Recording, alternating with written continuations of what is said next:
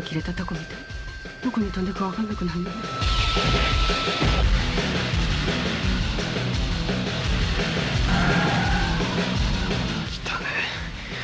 え薄汚ねえしか滅なしたお前ら仲間全員がこの女殺したんだよ。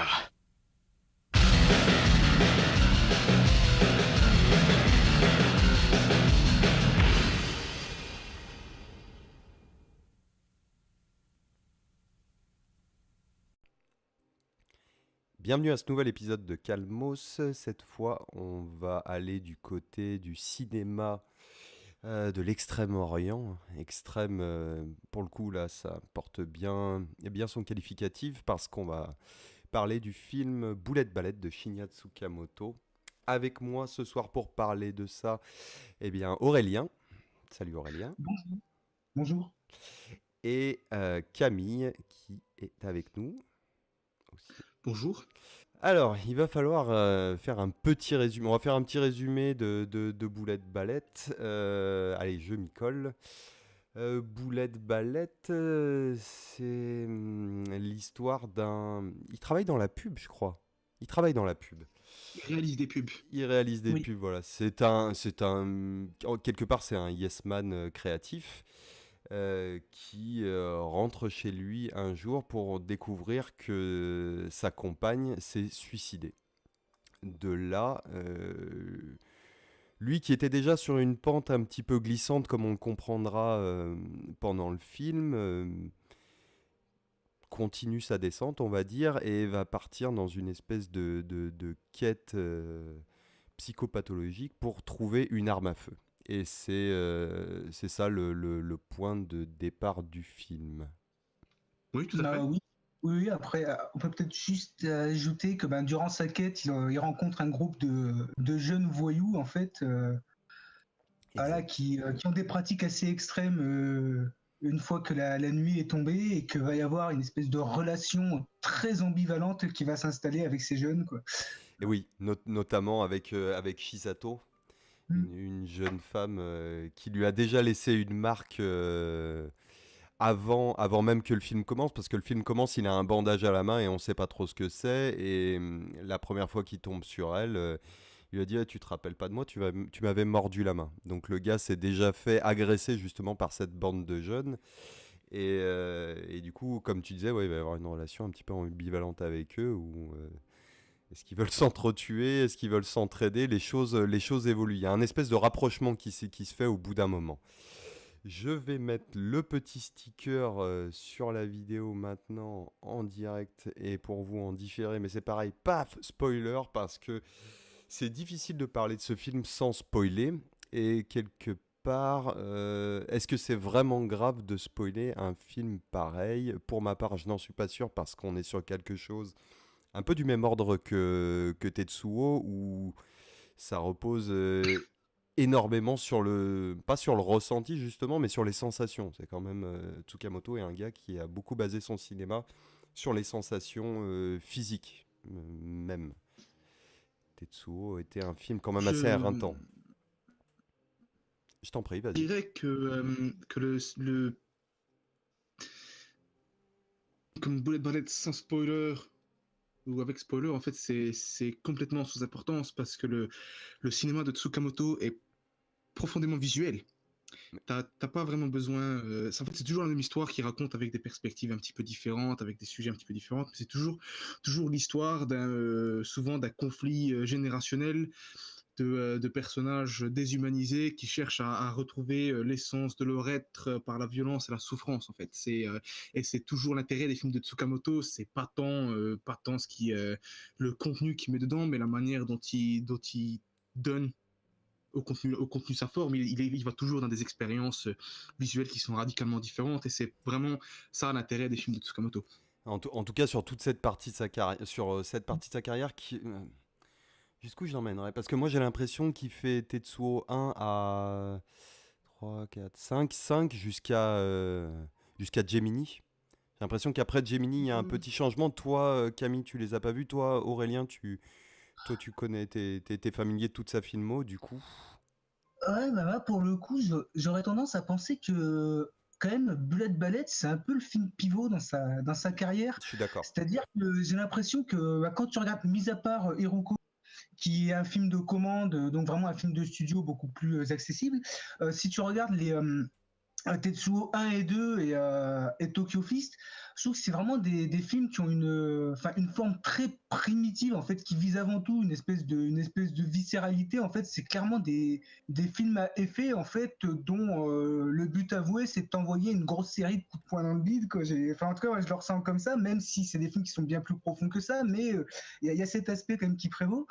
Alors que Bullet Ballet, c'est la première fois chez Tsukamoto que j'avais l'impression qu'il y avait quand même un développement psychologique des personnages plus conventionnel. C'est-à-dire, j'avais vraiment l'impression qu'il y avait entre guillemets, une forme de normalité qu'on n'avait pas vu auparavant dans ces autres films, mais ce qui rend le film passionnant et ce qui en fait pour moi peut-être son meilleur film, son film somme, c'est que on retrouve quand même l'approche hyper brutale de ces anciens, mais mêlée avec une forme de sophistication dans l'écriture qu'il n'avait pas précédemment. Enfin, donc c'est pour ça que je trouve que c'est vraiment le film de l'entre-deux chez Tsukamoto. Je suis d'accord. Je suis assez d'accord là-dessus. Et Je sais pas si. Excuse-moi. je t'en prie, vas-y, Pardon. vas-y. Non, non, vas-y, je t'en prie. Je sais pas si je suis d'accord en fait. Alors déjà, je dirais que, alors c'est difficile à dire vu que j'ai pas vu tous les films qu'il a fait après, mais déjà je dirais qu'on peut facilement étendre toutes ces parties de sa carrière jusqu'en 2000 quand il fait A Snake of June qui est le pendant fémino-érotique de Bullet Ballet en fait. Et je trouve justement en fait que l'intérêt de Bullet Ballet et de n'importe quel film de Tsukamoto, fondamentalement, c'est vraiment sa forme. Je trouve que les scénarios, l'écriture est fondamentalement très similaire dans tous ces films que Bullet Ballet, c'est vraiment c'est au film de Vigilante ce que Tokyo Fist est au film de boxe. C'est fondamentalement la même histoire, c'est quasiment les mêmes personnages, les mêmes arcs narratifs. Une fois de plus, je vais encore jouer la Suisse, mais je suis assez d'accord avec toi également, notamment par rapport à Snake of June. Mais je crois que, enfin, de ce que moi je comprends de ce qu'Aurélien disait, c'est que justement par rapport au Tetsuo ou à Tokyo Fist, qui repose, comment dire, sur quelques excuses scénaristiques, en fait, même Tokyo Fist, hein, qui est plus élaboré déjà qu'on va dire qu'un Tetsuo, il repose essentiellement sur des excuses. J'ai l'impression que dans Bullet Ballet, au-delà de ce qu'il cherche à t'envoyer dans la gueule au niveau visuel et au niveau son, il essayait de dire quelque chose. Et lui-même en interview, quand il en parle, il disait qu'il voulait aborder certains thèmes, mais il reconnaissait s'être planté. En tout cas, ne pas être arrivé à aboutir à ce qu'il voulait aboutir. Et quand Aurélien veut, à mon avis, veut parler de pivot, c'est qu'à partir de ce moment-là, dans sa carrière, le scénario prend un peu plus de place. Un peu plus. Ça ne veut pas dire qu'il est au-dessus de la forme, mais un peu plus. Oui, mais par exemple, je trouve que ça passe que, par exemple, si on regarde dans les Tetsuo et dans Bullet Ballet, on peut limite voir ça comme une succession de scènes chocs où quasiment toutes les informations passent par l'image de façon brute. Alors que dans Bullet Ballet, je trouve qu'il y a un rythme qui est assez différent, où il y a quand même certains moments où le film se pose un peu, où il y a des informations qui vont quand même plus passer par des scènes de dialogue relativement calmes en comparaison de ce que Tsukamoto faisait auparavant, enfin des choses comme ça qu'on n'avait pas trop l'habitude de voir dans ses films précédents. Oui, ben, carrément. D'ailleurs, j'ai l'impression. Alors, j'ai pas vu Kotoko, moi. Un peu la honte, pardon. Mais moi, je trouve que son film le plus posé de tous, c'est Vital. Ah oui, Vital, c'est même un film qui est carrément contemplatif pour le coup. Exactement, ouais, ouais, ouais, qui changeait et où il y avait, dans mon souvenir, parce que ça fait un bail que je l'ai pas vu, il y a quand même pas mal de scènes de dialogue. Enfin, ce qu'il y a en filigrane, en tout cas au niveau psychologique, au niveau psychologie des personnages, en tout cas dans Bullet Ballet, dans Vital, c'est très très étiré. Et effectivement, ça repose sur pas mal de choses contemplatives. Mais c'est vrai que c'était intéressant.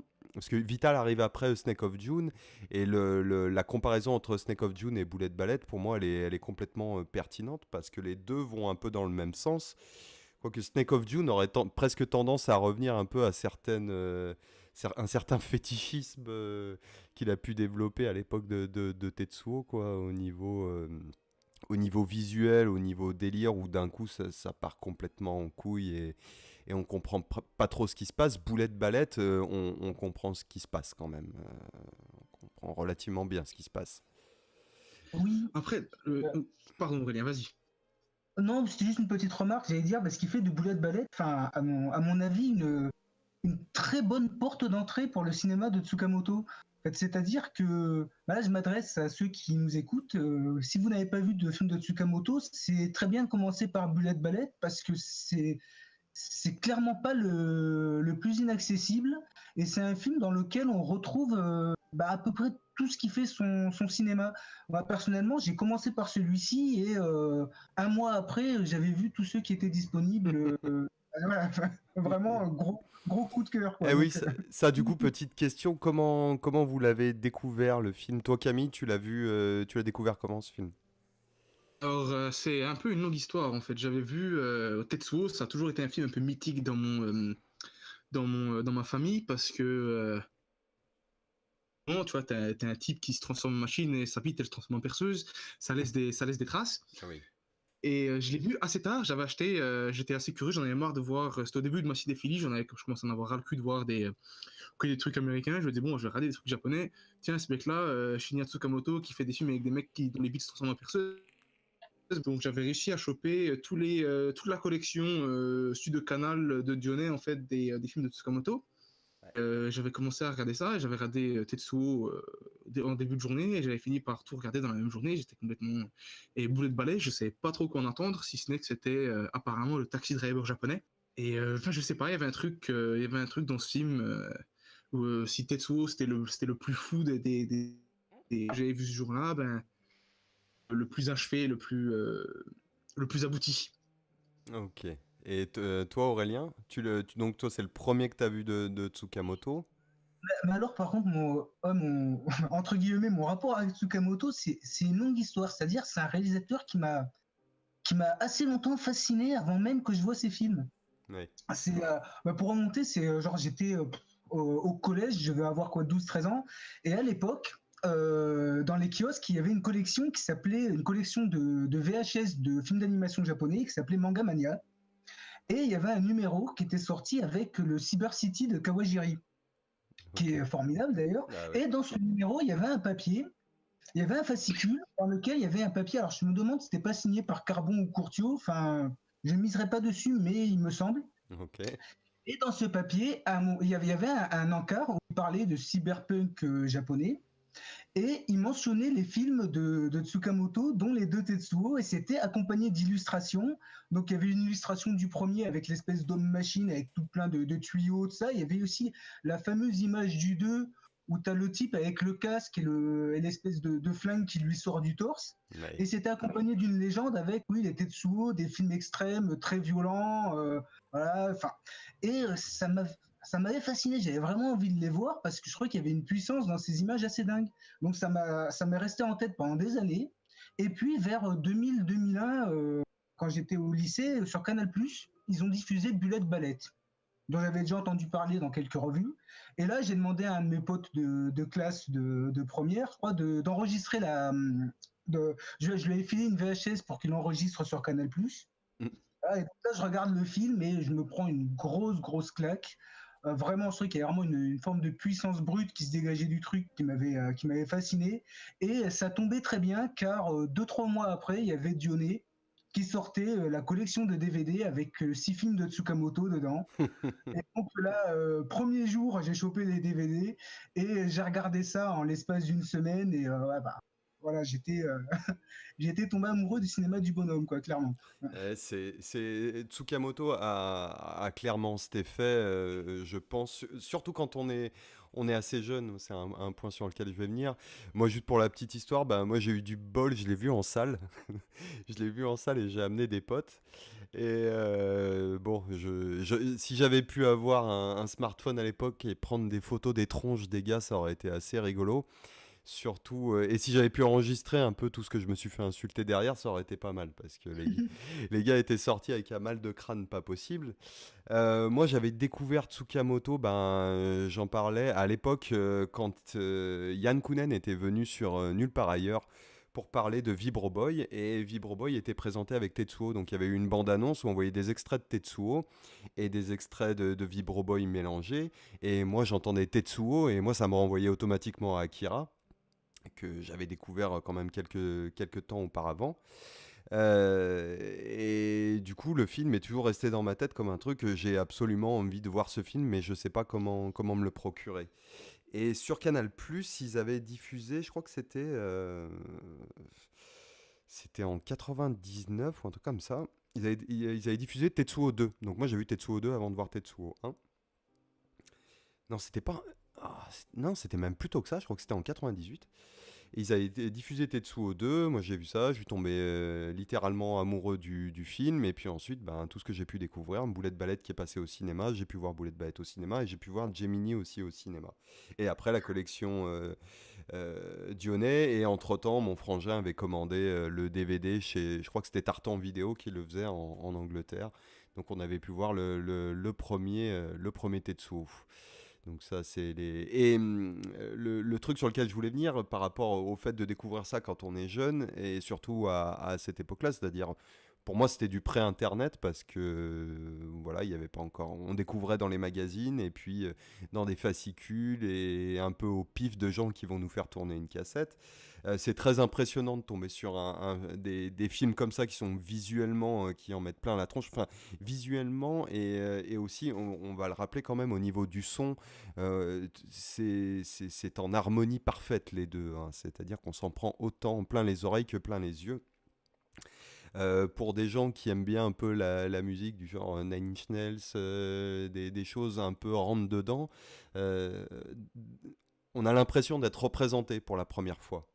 Et je, Oui, et je pense que chez des gens, notamment chez des gens, ben, moi j'ai fait des études d'audiovisuel, quand on est étudiant, ou même juste si on s'intéresse au cinéma et qu'on creuse les questions, Tsukamoto, c'est un gars qui est un peu comme Godard pourrait l'être pour un mec comme Tarantino. Quand Tarantino parle de Godard, il explique clairement que ça l'a beaucoup influencé au début, et qu'à un moment il s'en est détaché un peu. Il s'en est détaché, ça a été très important à un moment. Et petit à petit, ça a eu moins d'importance pour lui, parce qu'il s'est mis à construire ses propres idées. Mais quand on tombe sur quelqu'un comme Tsukamoto, qui a une telle patte et une telle puissance et une telle identité dans ce qu'il fait, parce que c'est quand même un gars sans compromis, c'est très impressionnant de tomber sur ça. Et ça marque beaucoup, ça marque tellement qu'à un moment, on se sent presque obligé d'en sortir pour pouvoir respirer un petit peu.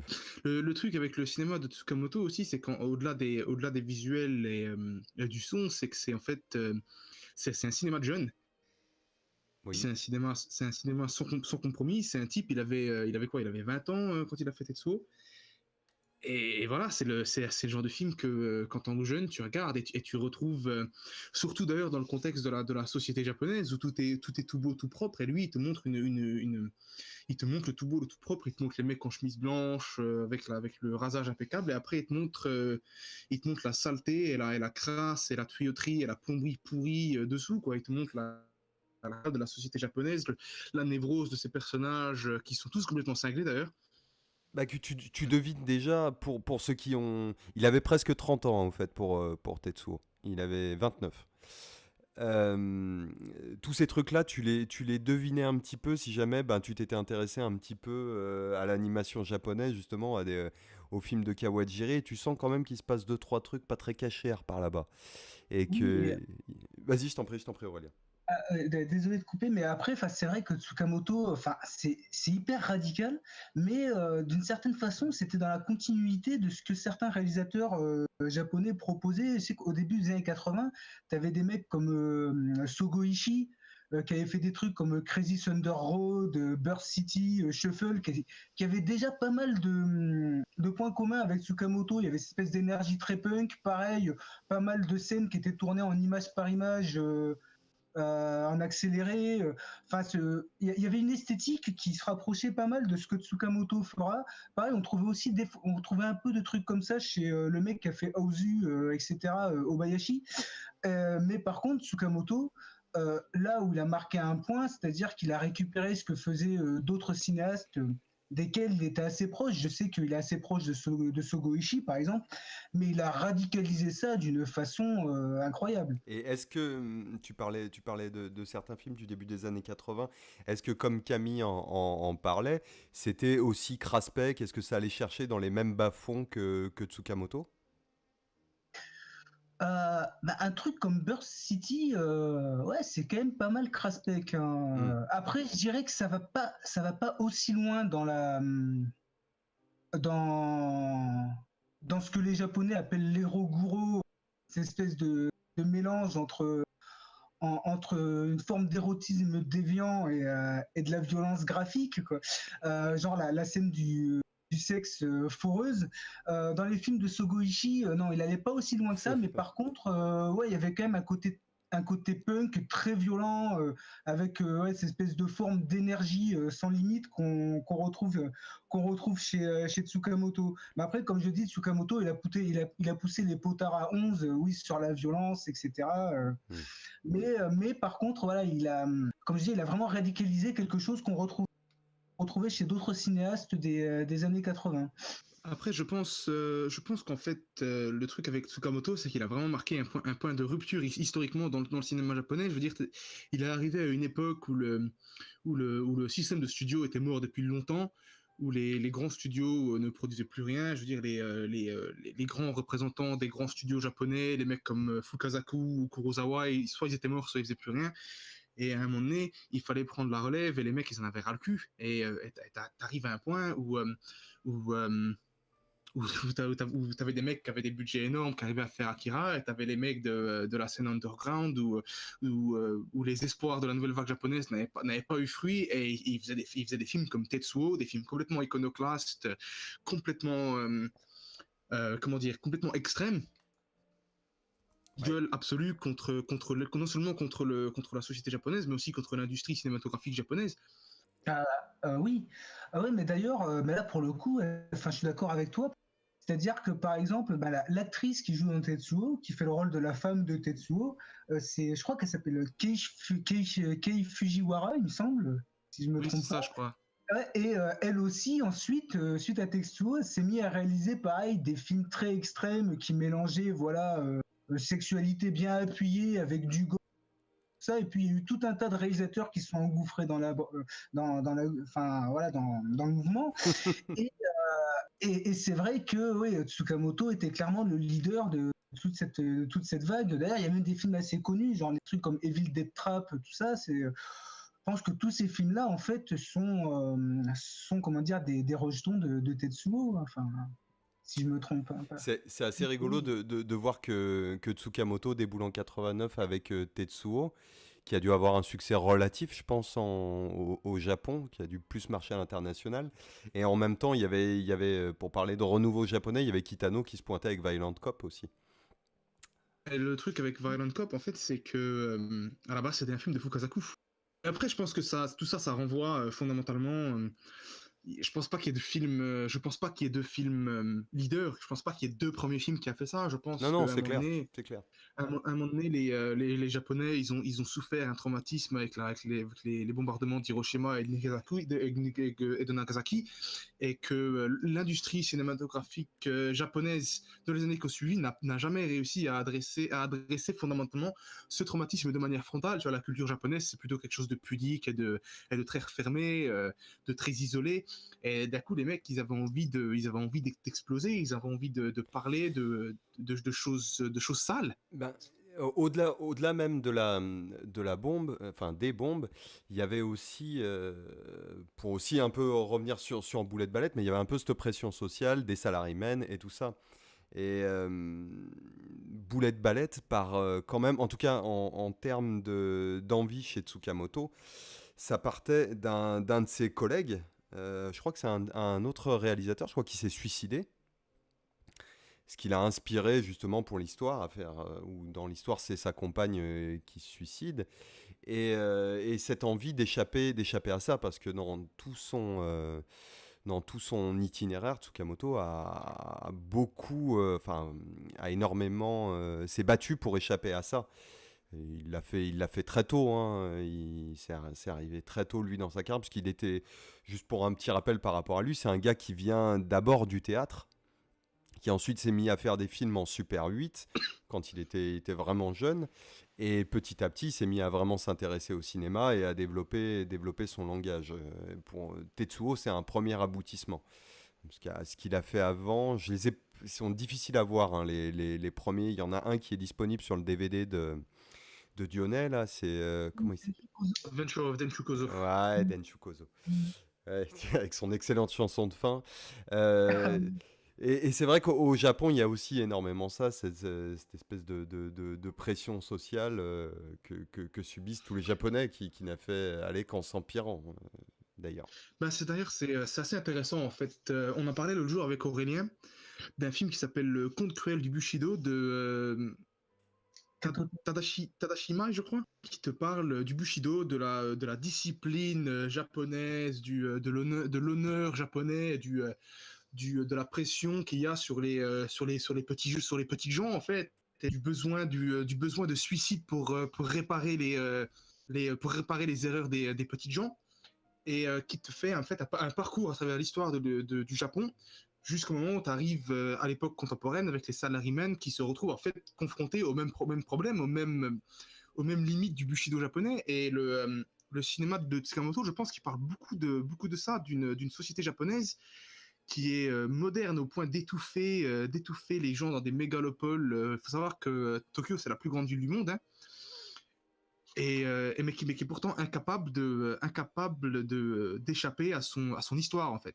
Ouais, mais d'ailleurs, enfin, ce que je trouve passionnant dans Bullet Ballet, c'est que c'est clairement un film sur la ville qui étouffe l'individu, quoi. Et dans ce film, j'ai l'impression que en fait comment dire, tous les procédés de mise en scène utilisés en fait sont au service de cette idée. Genre, enfin, dans le film, il y a une impression qui ressort. Après, c'est pas si ça vient de moi, mais on a vraiment l'impression que les personnages fusionnent avec le décor, avec la ville, et c'est dû à, par exemple, ce noir et blanc hyper contrasté. En fait, on a l'impression que les personnages sont noyés dans les zones d'ombre du décor.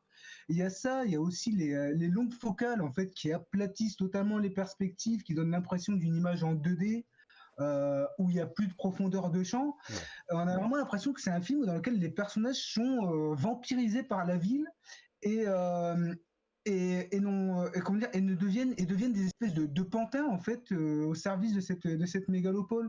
Et je trouve qu'il en ressort vraiment une impression d'emprisonnement. Enfin, il y a quelque chose de très étouffant qui se crée à partir de là. Enfin, en plus, il y a tous les gros plans, le fait que le cadre est toujours complètement encombré. Enfin, il y a quelque chose qui passe par l'image et qui comment dire, et qui explicite ce dont Camille parlait, quoi. Je suis assez d'accord avec toi. D'ailleurs, c'est assez marrant de voir que ça, c'est un thème qui se répète énormément dans la filmo de Tsukamoto. Enfin, dans Tokyo Fist notamment, il y a quand même beaucoup de plans avec le personnage qui est perdu dans la ville. Notamment un plan où tu le vois et tu as plein de sorties d'autoroute qui sortent de sa tête comme ça en arrière-plan. Tu as le personnage face caméra et tu as plein de voix autour qui ressortent de partout. Et c'est vrai que dans Bullet Ballet, comme tu le disais, c'est peut-être beaucoup plus subtil. Enfin, comme tu le suggérais, c'est peut-être beaucoup plus subtil, justement avec l'utilisation de ces focales très longues et où ça saccade beaucoup et ça... La caméra bouge beaucoup, hein. Préparez-vous quand même si jamais vous le matez. Regardez-le dans le noir quand même, et puis avec le son un peu fort. Ça peut être sympa.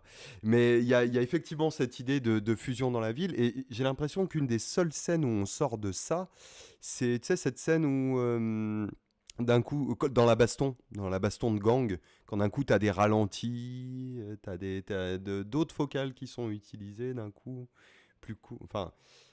C'est le seul moment, j'ai l'impression, dans ce déchaînement de violence où on sort un petit peu de ça. Mais tout le long, c'est vrai que... Et la fin, éventuellement. Ça et la conclusion. Mais d'ailleurs, on pourra souligner que la conclusion du film, c'est quasiment...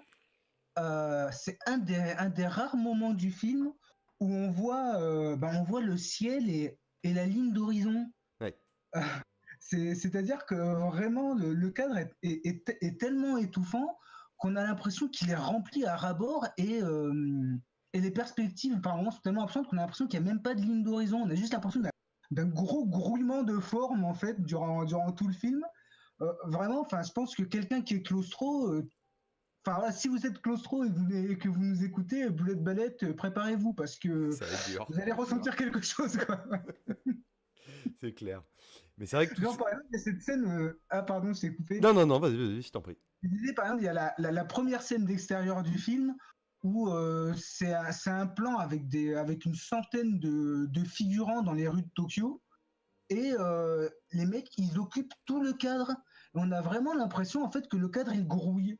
Enfin, je veux dire, et qu'il n'y a pas d'échappatoire. Enfin, c'est quelque chose qui crée un certain malaise, je trouve. Ouais, en plus, c'est le genre de gars qui s'amuse souvent. Quand tu parles de grouiller, moi, tout de suite, ça me renvoie à une charogne et des vers qui grouillent dedans. Parce que c'est des images qui reprend souvent, ça, le bonhomme. Dans Tokyo Fist, il y a ce plan du chat crevé dans la ruelle. Et il me semble que dans le Boulette Ballette aussi, il y a un plan comme ça. Euh, je sais pas, mais dans Tokyo Fist, oui, le plan du chat, oui, est mémorable. Oui. Mais forcément. Ouais, et puis vu qu'il est mis en parallèle avec le plan à l'hôpital où tout est aseptisé, c'est assez frappant. On bouge beaucoup, on zappe d'un film à l'autre, mais c'est vrai que Tsukamoto, en tout cas sur une même sur toute sa carrière, hein, je pense que je le disais, c'est un mec qui s'est jamais trahi. C'est des films frères, hein, tous, donc on peut facilement basculer de l'un à l'autre et on est toujours dans la même discussion avec lui. Il n'y a pas trop de soucis par rapport à ça. Les deux films de cette partie de la carrière de Tsukamoto qui tranchent complètement avec le reste, ce sont vraiment les deux films qui se passent à la campagne, Hiroko de Goblin et Gemini. On a vraiment un petit peu du mal en fait à retrouver, à retrouver le flair de Tsukamoto pour les environnements urbains. Ça dépend parce que moi, là, il n'y a pas si longtemps que ça doit être il y a 1 an de ça, j'ai vu en tout cas son dernier film en date à l'époque, c'était Fires on the Plain, et je trouve on retrouvait des sensations de la ville, mais là dans la jungle, pour le coup, vu que ça se passe, c'est tout, la guerre du Pacifique, et on retrouvait un peu les mêmes sensations d'oppression et en même temps d'extase, parce qu'il y a une certaine fascination, hein. Il y a autant de haine que d'amour pour Tokyo, je trouve, dans les films de Tsukamoto. Et dans Fires on the Plain, on retrouve ça, je trouve. Et c'est un film très vert, justement. C'est vrai que le vert, c'est une couleur qu'on voit pas très souvent chez lui. Oui, c'est vrai. Parce que, par exemple, je pense à Hiroko the Goblin. C'est un film que j'aime beaucoup, mais c'est vrai que la campagne japonaise dans ce film, on a clairement l'impression que c'est un fantasme. Il y a vraiment un côté onirique, même par moments, dans sa façon de représenter la campagne, on pourrait presque penser à des animés du studio Ghibli ou des choses comme ça. Et ce qui est très plaisant, mais il n'y a pas cette espèce de sensation de vécu, de véracité qu'on peut retrouver dans sa façon de filmer la ville à cette époque.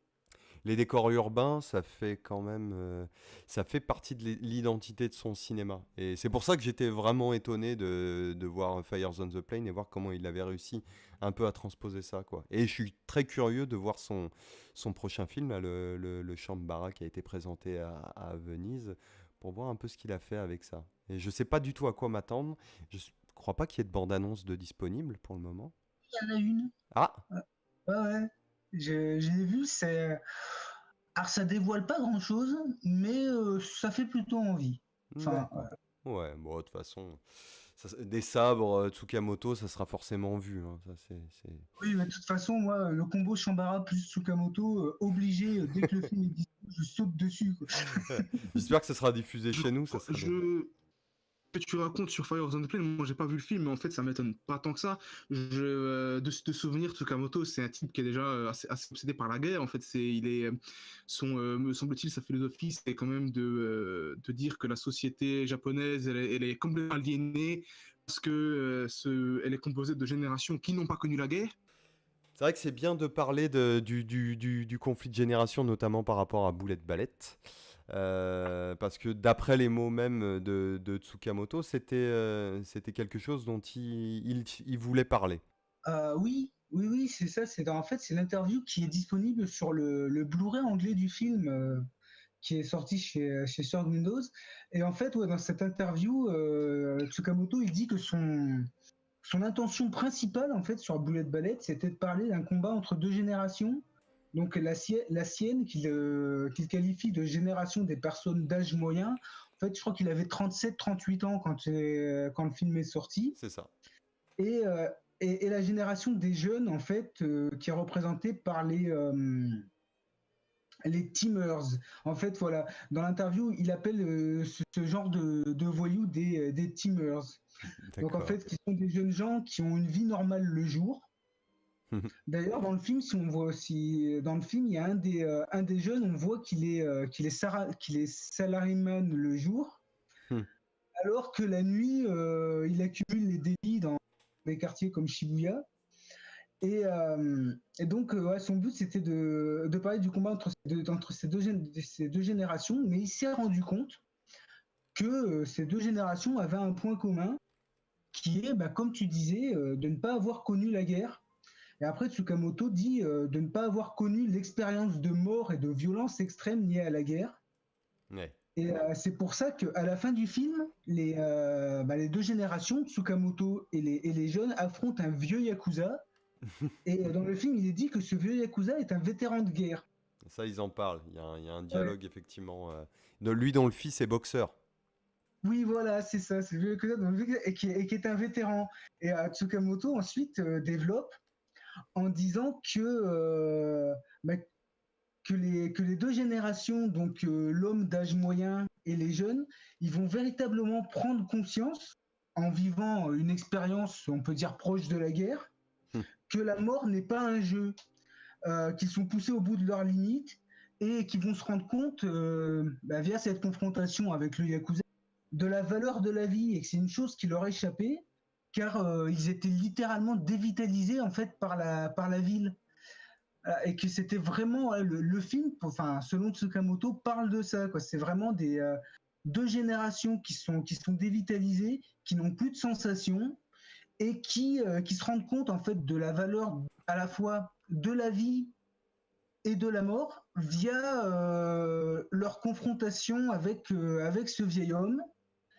Parce que toute la violence qu'on voyait auparavant, enfin les jeux auxquels jouaient les jeunes voyous et tout, c'était du fantasme d'une certaine façon, et qu'à la fin ils sont confrontés à la réalité. D'ailleurs, cette fusillade finale est complètement ahurissante au niveau du visuel, mais aussi au niveau du son. Je veux dire, tous les coups de feu sont assourdissants. Ça se passe dans cette espèce d'entrepôt complètement pété, où d'ailleurs il fait des trucs bizarres un peu avec le son, où il te met des sons de vieux bateaux tout rouillés. Et c'est vraiment complètement déconnecté du monde réel. C'est un espèce d'univers à part où ils se mettent sur la gueule avec des de sang à la baby cart. C'est quelque chose, cette scène, quand même. Ouais, elle est extrêmement et très dynamique aussi. Ouais, et puis il y a des plans que je trouve énormes. Genre, à un moment, je crois qu'il y a un plan où l'image elle est totalement plongée dans l'obscurité et tu as juste une espèce de flash de lumière en fait qui apparaît avec le coup de feu du Yakuza. Et là, le flash de lumière, révèle le visage d'un des mecs de la bande. Et je crois qu'il y a une latence d'1 ou 2 secondes avant que le visage qui a été éclairé se prenne une balle en plein front. Ouais. Et l'effet, il est saisissant, quoi. Enfin, je veux dire, ce plan est vraiment marquant. Bah, c'est vrai que c'était assez c'était rigolo parce qu'à cette époque de ce qu'on voyait du cinéma asiatique au niveau des gunfights, bon, on avait quand même le référent John Woo. Après, on avait les gunfights très statiques de Kitano. Et il y a ce truc qui est... de Jonito. Et de Jonito, oui, c'est vrai. Ouais, mais Jonito, enfin, si je me trompe pas, il me semble qu'il a commencé à faire du gunfight statique un peu plus tard, à partir du début des années 2000, avec The Mission. Non, c'était déjà bien avant dans The Mission. The Mission, c'était la même année que Bullet Ballet, me semble-t-il. Et puis, il y avait pas mal de productions Jonito qui se faisaient au travers de réalisateurs comme Patrick Yo, comme The Longest Night, The Odd One Dies, Expected, Unexpected, où tu avais déjà beaucoup le style très statique des productions Milky Way. C'est vrai, tu as raison. C'est vrai que je pense à un truc comme... son film qui s'inspire de Nikita, mais qui est bien mieux que le Besson. Beyond Hypothermia. Beyond Oui, Hypothermia, où effectivement les gunfights sont super statiques, mais on a l'impression que c'est très mouvementé parce qu'en fait c'est les décors qui se cassent la gueule constamment durant les gunfights, mais en fait ouais les personnages restent statiques, oui c'est vrai. Bah, c'était assez rigolo de voir au milieu de ça des boulettes ballettes qui, malgré son titre et son obsession des armes, n'a qu'une seule. Enfin, il y a deux scènes. Il y a une seule scène où il y a des échanges de coups de feu. T'as plusieurs scènes avec le flingue, mais avec beaucoup de style. Et il y a quand même quelques plans dedans, bah, notamment ce que tu disais avec la lumière et le gars qui se prend la balle dans la tête au loin, comme la mort de certains gars qui se passe des fois hors champ où tu retrouves juste le corps par terre. Et cette confrontation de fin où le Yakuza vide ses dernières balles en tirant sur Tsukamoto, en se retournant, bah, vous verrez sur la petite vignette que j'ai mise de la vidéo, il y a le plan du Yakuza avec le flingue en arrière qui tire en arrière comme ça, en se tenant le poignet. Ce truc qui dure, je sais pas, 5 secondes, 10 secondes, enfin, je sais qu'à chaque fois ça me fait son petit effet quand même. Ça Ouais, mais carrément. fait son... Pardon, c'est iconique en fait parce que je pense que la raison pour laquelle ça tranche, c'est parce qu'en fait c'est un vrai duel de Shambara avec des flingues. Oui, oui, bah il Euh, y a aussi ce côté où quand le Yakuza se relève, il s'est fait tirer dans le bras et il enlève le sang qu'il y a sur son bras et t'as une grosse traînée de sang qui ressemble un petit peu à ce que tu pourrais retrouver dans un Shambara quand il y a quelqu'un qui se fait Ça. trancher. Il y a ça effectivement dedans. Ça rappelle beaucoup les Shambara crépusculaires complètement nihilistes des années 60 comme le samouraï d'Okamoto ou le Harakiri de Kobayashi, mais je pense aussi que utilise son noir et blanc pour non pas pour dynamiser, mais vraiment opposer des choses sur l'obscurité et la lumière. Et c'est quelque chose que tu retrouves dans tous ces films. Je pense aussi que Tsukamoto, c'est quelqu'un qui est très obsédé avec l'idée de dualité et l'idée de gémilité. Ouais. Tous ces films parlent de frères jumeaux. Tu vois, dans Tetsuo 1 et 2, c'est des frères jumeaux. Dans Tokyo Fish, il se bat contre son frère, je crois. Et t'as vraiment toujours une idée d'opposition, les opposés s'attirent et se mettent sur la gueule. Et c'est vraiment dans Bullet Ballet, c'est quelque chose d'évident jusque dans le titre où t'as des lettres qui apparaissent en blanc et des lettres qui apparaissent en noir pour marquer vraiment l'idée de clash, Bah, fusionnel. t'as le A et le U qui s'inversent, qui se croisent et qui se retrouvent dans cette Mais rien intro. que le titre en lui-même, en plus, Bullet, Ballet, où en fait, voilà, t'as une forme de grâce qui s'oppose vraiment à la violence pure. Enfin, le titre, c'est clairement une note d'intention, quoi. Enfin, Le film est assez dingue. C'est rigolo, elle est rigolote cette discussion parce que je sais pas si vous avez remarqué à quel point on part un peu dans toutes les directions. Bon, c'est une petite habitude quand même sur ce podcast, je le précise, mais c'est en ça où justement on disait que de toute façon spoiler un film comme ça n'a aucune importance et le fait de sauter de ce film à un autre film, voire à avoir quelques références sur certains vieux films. C'est rigolo de voir à quel point tout ça peut se croiser, se télescoper là-dedans. Et c'est en ça où je trouve que la remarque de Aurélien était pertinente sur le côté film pivot, parce que là où ses premiers films étaient vraiment très, très iconoclastes, beaucoup plus que Bullet Ballet, je trouve, celui-là, il y a quand même une expression à la con, mais il y a un côté film de la maturité. C'est pour ça que son cinéma a changé derrière. Son cinéma, moi je trouve, a continué à évoluer. C'est le gars qui fait toujours le même film, mais qui le fait vraiment à chaque fois différemment, quoi. Et- oui, clairement. Et d'ailleurs, je voulais rebondir sur ce que disait Camille quand il parlait de la scène d'action finale.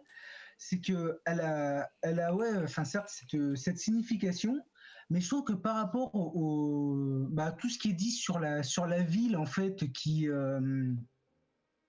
sur la ville tentaculaire en fait, qui enfin littéralement qui mange ses habitants. Je trouve que c'est quelque chose qu'on retrouve dans la scène finale, parce que il y a vraiment pour le coup une photographie enfin en clair-obscur, mais qui est hyper radicale, où on a l'impression que les personnages ils sont engloutis par les décors.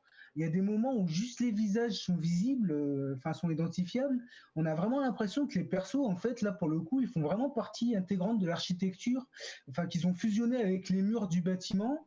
Et ce que je trouve super intéressant, c'est que c'est la scène où il radicalise le plus ce parti pris en fait de fusion entre le décor et les personnages et qu'il te casse ça mais de façon brillante avec la séquence finale où pour le coup tu as les deux personnages dans l'histoire qui reconnectent avec leur humanité, qui semblent enfin comment dire ils semblent habités par une vraie pulsion de vie et là comme je crois que je l'ai dit plus tôt à ce moment-là on a des plans larges, cadres beaucoup plus épurés, on voit le ciel, l'horizon, on a vraiment l'impression qu'ils se sont libérés de l'emprise de la ville, Ouais. alors que la scène de gunfight du Yakuza, c'est vraiment le moment où ça devient le plus étouffant, enfin c'est hyper anxiogène je trouve. Cette fin, ouais, ouais, complètement. Et c'est assez rigolo de voir qu'elle se termine par quelque chose de très comique. Cette scène avec le Yakuza qui se rend compte qu'il a plus de balles, qui se relève, qui se débarrasse du sang qu'il a sur le bras, qui prend son flingue par le canon pour aller mettre une branlée aux deux jeunes. Au couple de Oui. jeux. Et moi, elle me fait. Parce que tu les entends prendre des coups derrière, tu les entends couiner un petit peu. Et moi, j'avoue qu'elle elle me fait mourir de rire à chaque fois, cette scène, quoi. Pour revenir à la scène finale dont Aurélien parle, cette idée de libération, en fait, je ne sais même pas si c'est une idée de libération, mais en fait, cette scène, quand tu la regardes bien, c'est une scène de cul, en fait. C'est un type et une Oui. gonzesse qui baise. Mais par rapport à tout ce qui s'est passé dans le film, par rapport à l'asphyxie qu'il y a eu quand même pendant une bonne partie du métrage, et avec ce coup de pression de la scène de fin qui est effectivement une plongée dans l'obscurité, ça fait quand même du bien, il faut le dire. Après c'est pas le seul passage en fait, de souvenir, c'est pas vraiment le seul passage où il casse avec l'oppression de la métropole. T'as par exemple toute la scène juste après qu'il lui ait piqué le flingue, où t'as d'ailleurs tout pareil une musique assez naïve, assez innocente, où ils passent où ils vont se promener en ville, ils sont sur les grands 8 et ils ont le flingue dans les mains. Oui, Et tu vois de quelle scène oui, oui, scène je je vois. parle, où Je t'as vois. vraiment. Et en fait, c'est vraiment une vraie scène de jeunes. C'est une scène de jeunes qui font des trucs de jeunes, qui s'éclatent comme des jeunes, et puis d'un coup, ils rebrisent à nouveau. En fait, c'est un cinéma. On est arrivé au point dans Bullet Ballet où le cinéma de Tsukamoto devient complètement lunatique. Des ruptures de ton totales qui sont vraiment. Qui sont éblouissantes, qui sont choquantes, qui sont. Ouais, Une rupture avec le reste. Mais à chaque fois, c'est vrai que c'est rythmé par... parce qu'on a quand même... On a deux forces. Dans les tranches d'âge, on a plusieurs forces. Du côté des trentenaires, quasi quarantenaires, on a Tsukamoto et le gars aux cheveux longs, là, le leader de la bande, je sais plus comment il s'appelle lui non plus. Désolé. Le leader des gangsters, celui qui les manipule, celui qui va dire à Goto, bon, bah, tu vas aller buter quelqu'un, toi. Parce que... C'est une espèce de figure christique en fait ce personnage d'ailleurs avec il finit par se prendre une balle dans le front et il a des cicatrices Au ventre, des je crois. cicatrices sur les côtes tout ça. Ouais, ouais. D'ailleurs, Ouais, c'est pas... à tel point que quand il se prend la balle dans le front, tu as un plan où finalement il est allongé, il y a la balle au milieu du front et tu as le sang qui se déverse autour de sa tête et qui crée une sorte d'auréole en fait. Donc oui, c'est clairement la figure christique, oui. Et de cette génération-là, t'as lui et t'as Tsukamoto des deux côtés. C'est marrant que le personnage de Tsukamoto, quoi, Goda, qui lui finit par être plus de leur côté, qui va quand même mouiller la chemise pour aller les protéger, parce que Shizato va venir le chercher un peu en pleurnichant, viens nous aider, alors que le gars, c'est un pauvre... Enfin, on l'a vu avec un flingue, il sait pas viser, il sait rien faire, quoi. À part crever avec vous, il peut pas faire grand-chose. Et il y va quand même. C'est intéressant qu'il y ait ces deux forces-là. Chez les jeunes, mine de rien, bah, c'est Shizato qui tient le plus le truc et qui porte le plus ses couilles dans le tas, j'ai l'impression. D'ailleurs, Shizato, je crois une des premières scènes où on la voit, en fait, ce qui est dit à ce moment-là, c'est cette fille n'a pas peur de la mort, quoi, clairement, puisque une de ses premières apparitions, c'est quand elle est, je crois, que c'est dans une station de métro. T'as un métro qui passe et elle se met en équilibre en fait au bord du enfin, je perds Sur le bord du quai. Sur le bord du quai. Elle se met sur le bord du quai, en fait, tu la vois vaciller entre le quai et le métro, en fait, mais... Et le métro qui frôle. Et à ce moment-là, tu te dis, oui, c'est ça, elle n'a pas peur de la mort, donc tout son développement ensuite est cohérent avec ça. Elle est en recherche. Comme souvent, les personnages de Tsukamoto qui sont complètement déshumanisés dans cette ville. Ils sont en recherche de vie par des choses extrêmes. Alors dans Tokyo Fist, il y avait également ça. Tous ces films se ressemblent de toute façon, donc on retrouve souvent ces thématiques-là, mais se retrouver par la violence, le travail du corps. Dans Tokyo Fist, c'est la boxe, c'est l'entraînement, c'est se développer. Quand on voyait l'entraînement du personnage de Tsukamoto dans le film, qui va s'entraîner jusqu'à en gerber. Dans Bullet Ballet, il va se brûler il va faire chauffer une barre en fer pour se faire des scarifications sur le bras. Elle se lance dans des combats perdus. Il y a leur fameux jeu du métro. C'est effectivement, ouais, elle est dans quelque chose comme ça, et c'est en ça que le lien entre lui et elle se crée. Et Goda, donc le personnage interprété par Tsukamoto, est forcément fasciné par elle parce qu'il sent chez elle une envie de mourir. Il comprend pas que c'est une envie de vivre, et qu'il le ramène à sa compagne qui s'est suicidée. Il y a tout ce lien qui se crée. Donc c'est vrai que c'est vraiment un film intéressant parce qu'il brasse beaucoup de thématiques inabouties, je pense, mais assez abouties pour que chacun puisse en tirer pas ce qu'il veut, mais quand même c'est assez libre sur certaines interprétations et certaines manières de voir le film. Moi, la figure christique, je l'avais pas, hein, les gars, je vous l'avoue, je l'avais pas du tout. Ouais, pourtant, je trouve Mais que c'est. ah oui, mais Pourtant, ça colle, hein, mais je l'avais pas. pourtant, je trouve que c'est assez évident en fait. On parlait du personnage féminin Non, et mais il me traite de sa con en première plus. apparition. T'es en train de me traiter Non, de mais, con là. ce que je veux dire, c'est que bon, enfin, c'est vraiment dans les motifs visuels du film en fait. Tout le truc avec la gonzesse et le train, elle se tient en croix devant, tu vois. Ouais. En croix comme Jésus, et puis t'as l'autre à la fin qui sourit alors qu'il vient de se prendre une balle dans le front, tu vois. Et je pense que c'est l'idée vraiment d'une jeunesse de martyr, en fait, d'une jeunesse qui a pas eu de chance. Ah, bah, je sais pas, après c'est un peu ambigu parce que je pense aussi que Tsukamoto il est attiré par cette jeunesse tout comme un petit peu répugné en fait, tu vois, t'as un truc où à la fin il lui demande de l'aide et il va les aider, mais en même temps qu'il leur dit qu'il va les aider, il leur pointe un flingue dans la tronche, quoi. Hmm. T'as plein de petits trucs comme ça où t'as vraiment des espèces d'ambiguïté, des petites ambivalences dans ce qu'il essaie de dire. Je pense qu'il savait même pas ce qu'il essayait de dire. En fait, je pense qu'il allait vraiment, qu'il a poussé le truc visuellement et narrativement, et qu'il est arrivé en fait, à capter la complexité du problème, que son raisonnement à lui-même est ambigu en fait. Oui, ça, je pense. De toute façon, il le dit lui-même il était pas arrivé à faire vraiment ce qu'il avait envie de faire avec ce film. Mais moi, je trouve que enfin, ce genre de problématique, ça aboutit à des films souvent très intéressants, quoi. Parce que pas maîtrisé totalement sur le fond et la forme. Vu qu'en plus, c'est un film, au niveau de la forme, on peut considérer que c'est maîtrisé, mais c'est un film qui a été tourné en partie, des fois sans autorisation.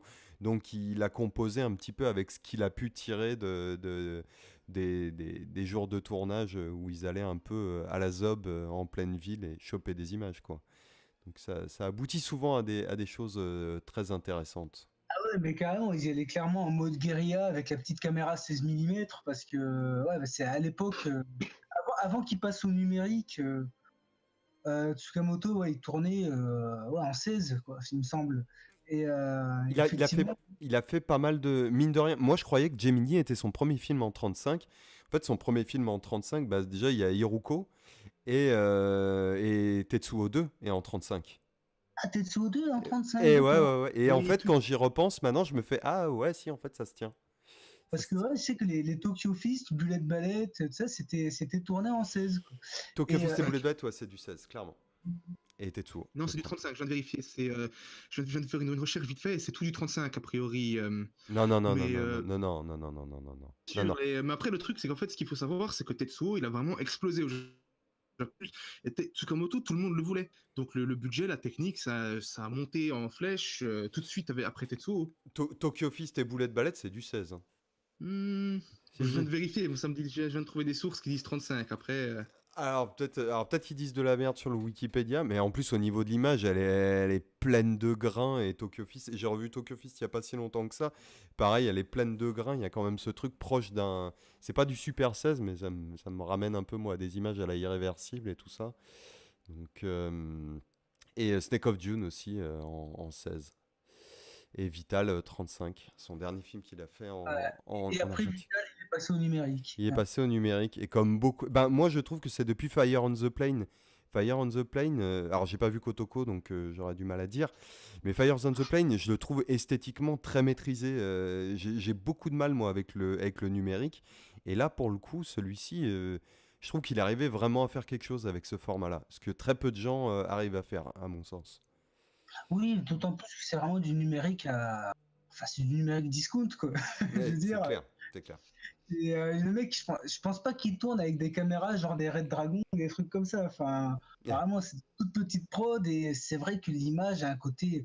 Enfin, dans ces derniers films, l'image a clairement un côté cheap auquel il faut s'accommoder. Ça peut freiner. Après, si on s'y fait, il y Ça a m'a- vraiment de très belles choses dedans, mais il C'est faut s'y faire. c'est comme le HFR. Au début, ça peut choquer, mais une fois qu'on est dedans, après, c'est tout bon. Et il a vraiment réussi des trucs pour moi avec Fires on the Plane. Ça fait vraiment partie de ces films où j'ai mis du temps à le voir finalement. J'avoue que j'avais un peu délaissé et je me suis remis la tête dedans et ça m'a fait vraiment du bien quoi. Donc pareil, ça fait partie des. C'est difficile de savoir parce que, admettons, quelqu'un va regarder Boulet de Ballette. Ensuite, qu'est-ce qu'il fait? Il va où? Il va où? Il va regarder quoi? Le pauvre. Tetsuo.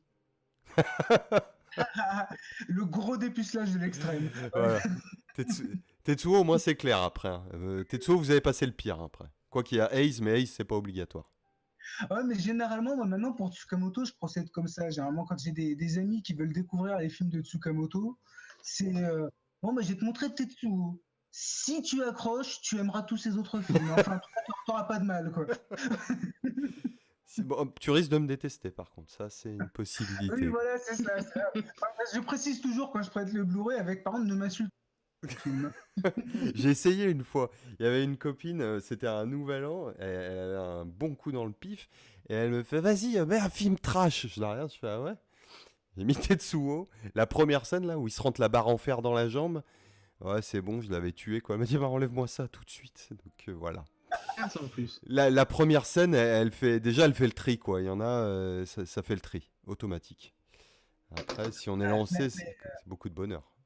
Mais après, Euh, c'est vrai que le cinéma de Tsukamoto, enfin, Tetsuo encore plus que les autres, mais tous ces films, c'est quand même un cinéma qui est hyper agressif. Je veux dire que ce soit par le découpage, par les idées graphiques qui sont quand même hyper rentrent dans l'art, par la musique de Ishikawa, pareil, qui est quand même des bons gros morceaux de noise indus, enfin bien tonitruant quoi, comme on dit.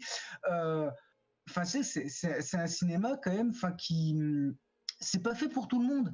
Euh, je sais qu'à l'époque, je me souviens que des fois, enfin, quand j'étais ado, je lisais toutes les revues de cinéma qui sortaient, et je me souviens que sur les revues entre guillemets lambda, c'est les premières, les studios, tout ça, ça passait pas du tout. Hein.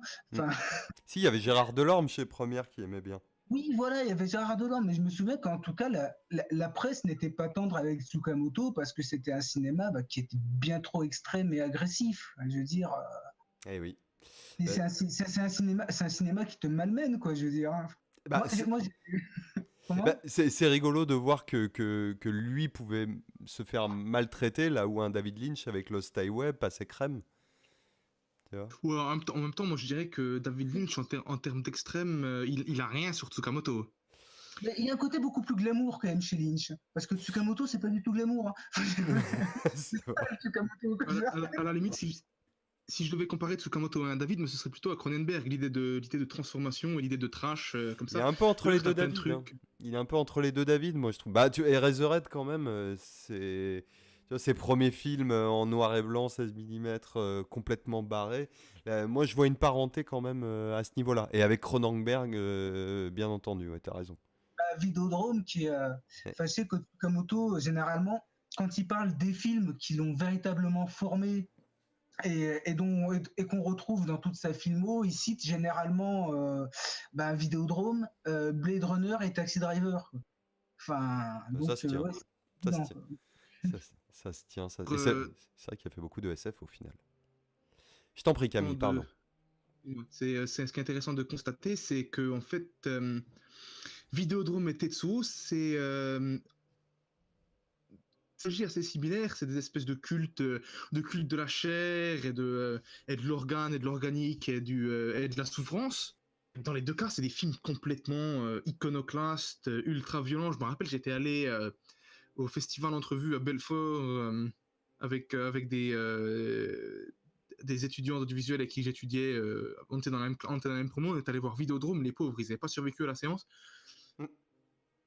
C'est vraiment le truc qu'ils ont en commun, c'est vraiment cet aspect rien à foutre, on y va, on va balancer toutes nos idées les plus morbides, les plus violentes, les plus ouvertement sexuelles avec, je crois que c'est James Woods qui se rentre un flingue dans l'estomac, un truc comme ça. C'est vraiment quelque chose que je trouve d'admirable dans ces cinéastes, qui reculent devant rien.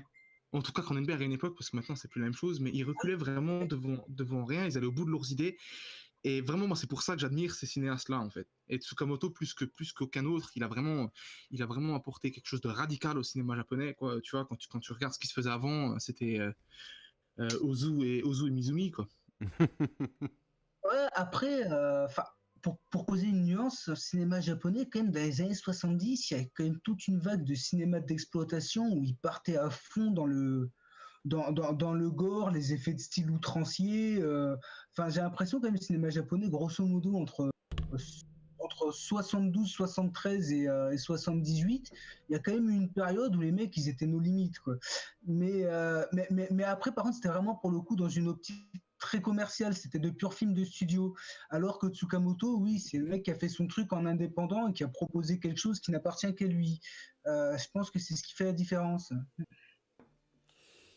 Il a peut-être pas réussi à maintenir l'énergie de Tetsuo sur toute sa carrière, mais finalement, Tetsuo, comment dire, c'est distillé un petit peu dans tout ce qu'il a fait. On retrouve toujours un peu cette énergie-là dans ses films à un moment ou à un autre. Et bah, le gars a vieilli aussi, hein, les obsessions et les problématiques évoluent avec l'âge. Mais moi, je maintiens ce truc, c'est vraiment un gars qui s'est jamais trahi, quoi. Pour moi, le gars qui a fait Fires on the Plain, c'est effectivement le même qui a fait Tetsuo et le même qui a fait Hiruko the Goblin ou même Vital. Même Vital, hein, qui est vraiment un très très très bon film, quoi. Vital reprend pas mal de choses d'ailleurs de Bullet Ballet, je trouve, dans la relation entre Asano et la nana qui lui tourne autour tout le long du film. Il y a aussi ce même... comment dire, c'est lui, sa nana est morte, lui. Je sais plus si elle s'est suicidée ou un truc comme ça. Je me souviens plus exactement. Ça fait très longtemps que je l'ai pas vu, mais après peut-être que je me trompe, mais il me semble que ouais, il me semble que c'est pas le mec, c'est pas un légiste en fait qui est en train de. S'il fait ses études de légiste, s'il a eu un accident de bagnole avec sa nana. Ouais, c'est ça. Et au fur et à mesure qu'il dissèque un cadavre, il y a tous ces souvenirs en fait qui reviennent. C'est ça. Tout le temps. Mais après, quand tu disais ouais, sur Tsukamoto, sur le mec qui s'est jamais trahi, sur l'intégrité, enfin, en même temps, je crois que c'est un des rares exemples de cinéaste qui est à la fois, enfin, il est réalisateur, scénariste de ses films, il est généralement acteur principal, Directeur de la photo, monteur. producteur, ouais, chef-op, monteur. En fait, enfin, il n'y a pas beaucoup d'équivalents. Enfin, je dirais peut-être Robert Rodriguez, mais je ne me serais pas parce que je vois plus lui. Si c'est fait, c'est bon, ça va bien. Il fallait le faire. Kitano, à la même époque, qui réalisait, écrivait, jouait et produisait ses films. Si, mais Kitano, il faisait pas chef Fob, il faisait peut-être pas autant de trucs au niveau technique. Moi, je me souviens je m'étais marré parce que en même temps, j'avais eu enfin, à peu de différence, le DVD de X-Men, le tout premier X-Men, et celui de Tetsuo 2. Sur X-Men, tu voyais souvent Bryan Singer, le cul vautré dans une chaise derrière son combo. Et sur Tetsuo 2, tu voyais Tsukamoto qui était sur les décors en train de mettre de la terre, en train de pelleter avec les autres, en train de refaire les trucs, tu sais, qui met les mains dedans, quoi. Et je me suis fait, ouais, voilà. C'est le Japon et l'Amérique, c'est pas la même, hein, les gars. Ouais, c'est juste qu'à mon avis, le budget Et puis l'intérêt. enfin, Enfin, pour Tetsuo. oui, Ouais. c'est sûr. Et puis Il y a aussi le fait que Tsukamoto, j'ai quand même l'impression que c'est un gros contrôle fric, le bonhomme. Enfin, oui. je veux dire, il peut vraiment absolument contrôler le moindre détail de son film. Enfin, Bah, il a dû être déjà à l'époque, quand il disait, quand il mettait en scène des pièces de théâtre, un des premiers trucs sur lesquels il s'est mis à se poser vraiment dessus, c'était sur les décors. Et lui aimait mettre les mains dedans. Donc je pense que c'est vraiment au-delà du côté contrôle fric qui est possible, fort possiblement là. Je pense qu'il aime vraiment faire ça, quoi. Et c'est un truc pour lequel il a vraiment le goût d'aller foutre les pattes dans les décors, dans la boue, retoucher, salir. Rajouter des formes, c'est son truc. Un peu comme Del Toro qui va s'amuser à repeindre sur ses Oui. décors et tout ça. Et c'est des mecs qui aiment vraiment ce qu'ils font. C'était d'ailleurs rigolo dans une interview, je crois que c'était dans une interview qu'il y avait sur les bonus de Ichi the Killer, version anglaise. Il y avait une interview de Tsukamoto.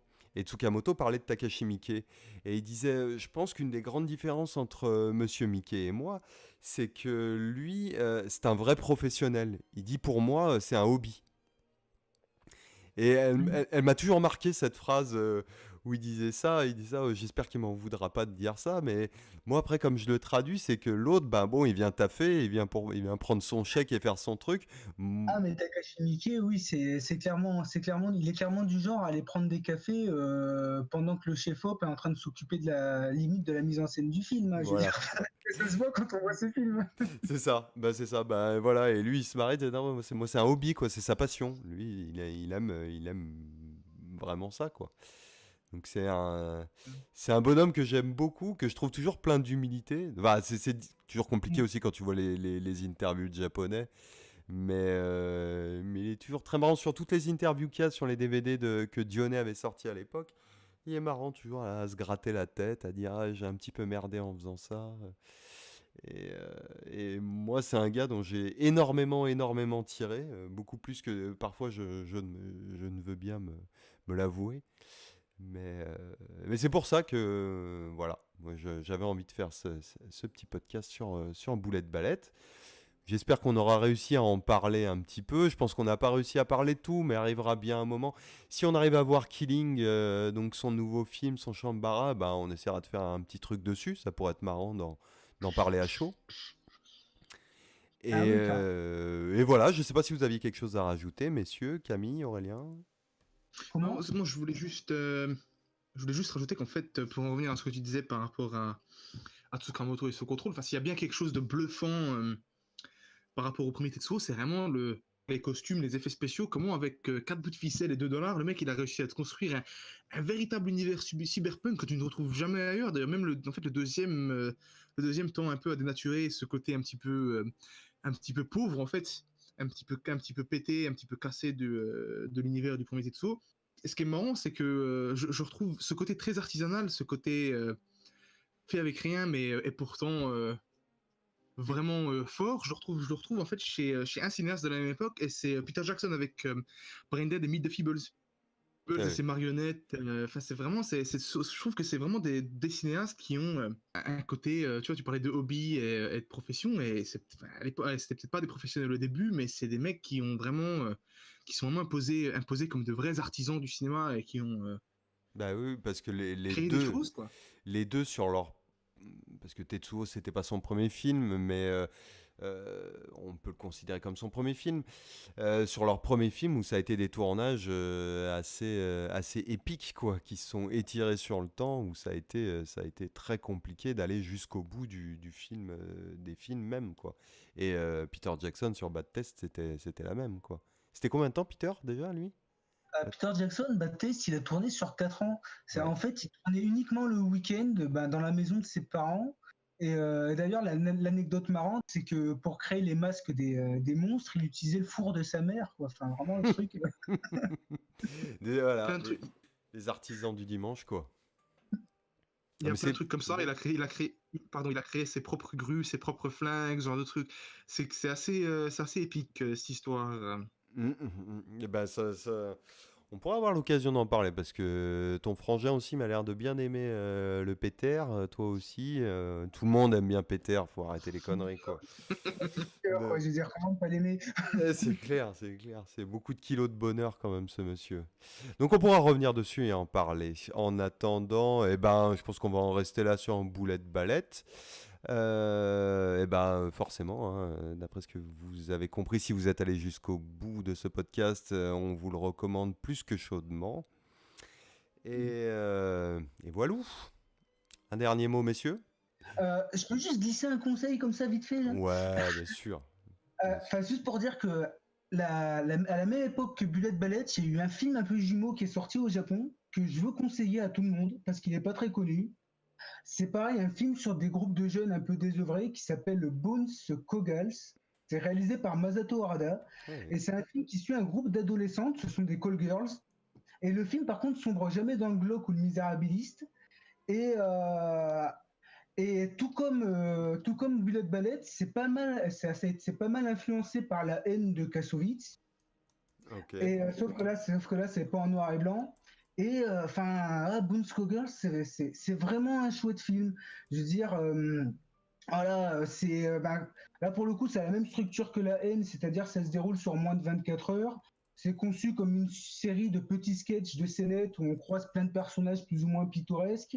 C'est un film qui joue vraiment sur des ruptures de ton qui sont assez dingues. Genre, il y a des passages qui sont très éprouvants, mais au final, c'est une sorte de feel-good movie assez lumineux, ce qui est très étrange vu le sujet. Et voilà, en tout cas, dans les films japonais sur la jeunesse qui ont été faits à la fin des années 90, je conseille vivement celui-ci parce que c'est une petite pépite. Voilà. Ok, tu fais bien parce que c'est vrai que celui-là je le connaissais de nom. Je m'en souviens qu'ils en parlaient souvent dans HK et que j'ai jamais eu l'occasion de le voir. Mais il m'a pas l'air très facile à trouver non plus. C'est trouvable. C'est trouvable. Ok. Oui. Allons-y. Puisqu'Aurélien est parti sur un petit conseil, toi t'en aurais un sous le coude, Camille? Oh, quelques-uns, à vrai dire. Ce serait plutôt du côté de Hong Kong. Pour moi, déjà, je dirais Pas que le film 50. jumeau. Quelques-uns. Le film jumeau du côté de Hong Kong, je pense que ce serait Made in Hong Kong de Fu Chan, qui est un film sur la jeunesse, un film assez violent, un film assez brutal, assez sombre, assez sinistre. Et de Ringo Lam où Fenny Yuen s'en prend plein la gueule pendant 1h40 entre viol, prostitution, torture et bruit. C'est vraiment un film indispensable pour ceux qui aiment les torrents de brutalité comme les Asiatiques qui savent en faire. Donc Made in Hong Kong et le deuxième, ça a sauté quand t'as dit le titre? School on Fire. Ah ok. C'est hardcore ça. Enfin, c'est très bon, mais c'est hardcore. Et tant qu'on y est, l'enfer des armes de Tuark, Oui. pas plus. Bon, moi, je vais pas je vais pas donner de recommandations parce que je pense que ces deux messieurs en ont donné déjà des très bonnes et en quantité suffisante. Moi, je vais me contenter de remercier tous ceux qui ont écouté jusqu'au bout. N'hésitez pas à suivre la page. Il y a Facebook, il y a tous les trucs comme d'hab, hein. Et la page YouTube. N'hésitez pas à faire tourner. Voilà, ça fait plaisir et à envoyer des retours si vous trouvez ça bien, si vous trouvez ça pourri et ce que vous voulez. Voilà, on vous souhaite le meilleur et puis à la prochaine. Ciao.